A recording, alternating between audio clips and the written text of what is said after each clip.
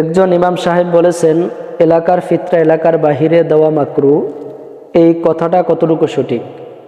সম্মানিত উপস্থিতি, আসলে জাকাত ফিতরার অর্থ প্রদান করার সবচেয়ে উত্তম হলো ব্যক্তি যে এলাকায় বসবাস করে ওই এলাকায় যে সমস্ত গরিব এতিম অসহায় লোক আছে তাদেরকে দেওয়াই উত্তম। ওই এলাকা থেকে অন্য এলাকায় স্থানান্তর করা, অন্য এলাকায় জাকাত ফিতরা দেওয়া কিছু কিছু উলামায়ে কেরাম মাকরু বলেছেন।